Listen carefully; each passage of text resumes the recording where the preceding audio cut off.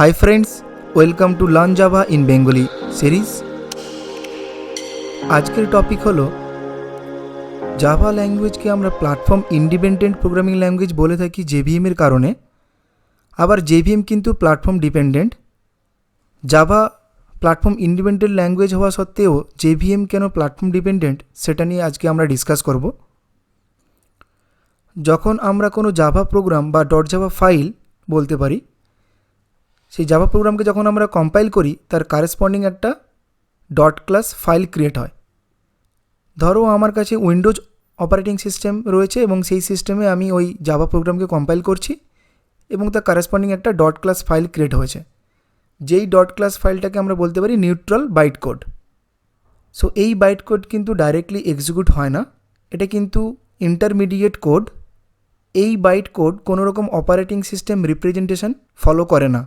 So এই যে dot class ফাইলটা জেনারেট হয়েছে, এই ডট ক্লাস ফাইলকে আমরা যে কোনো অপারেটিং সিস্টেমে নিয়ে গিয়ে কিন্তু এক্সিকিউট করতে পারি।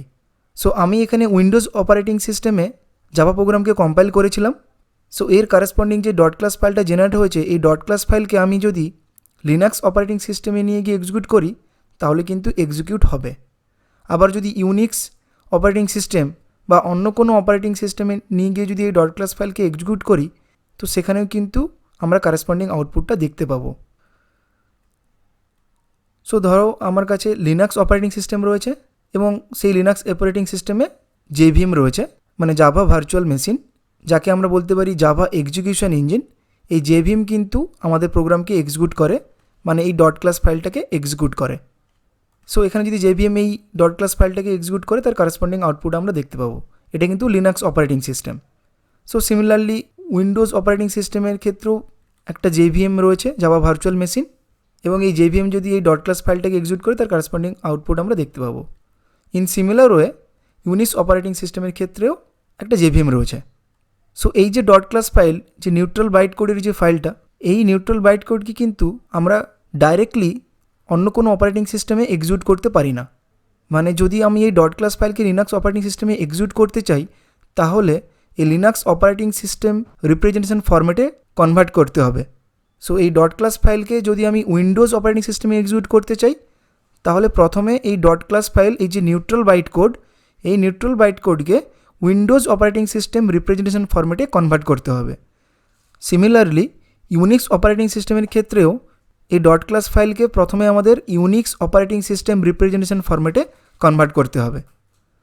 সো এই ডট ক্লাস ফাইল, যাকে আমরা বলি নিউট্রাল বাইট কোড, এই ডট ক্লাস ফাইল কিন্তু ডাইরেক্টলি এক্সিকিউটেবল নয়, আমাদের কনভার্ট করতে হবে এই নিউট্রাল বাইট কোডকে অপারেটিং সিস্টেম রিপ্রেজেন্টেশন ফরম্যাটে। তার জন্য কিন্তু কনভার্টার কামস ইনটু পিকচার।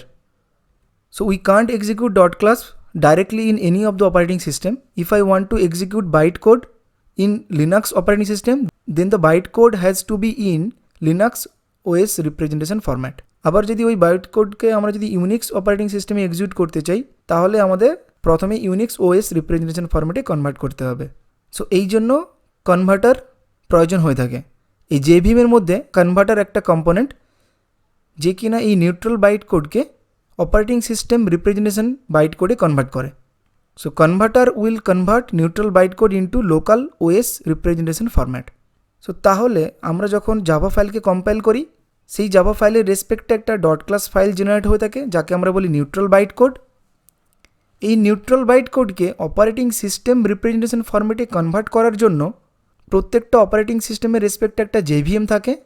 সেই জেভিএম কিন্তু প্রত্যেকটা অপারেটিং সিস্টেমের থেকে আলাদা আলাদা হয়ে থাকে। উইন্ডোজ যদি অপারেটিং সিস্টেম হয় তাহলে উইন্ডোজ অপারেটিং সিস্টেমের জন্য জেভিএমটা ডিফারেন্ট হবে, আবার ইউনিক্স অপারেটিং সিস্টেমের জন্য জেভিএমটা ডিফারেন্ট হবে, আবার লিনাক্স অপারেটিং সিস্টেমের জন্য জেভিএমটা ডিফারেন্ট হবে।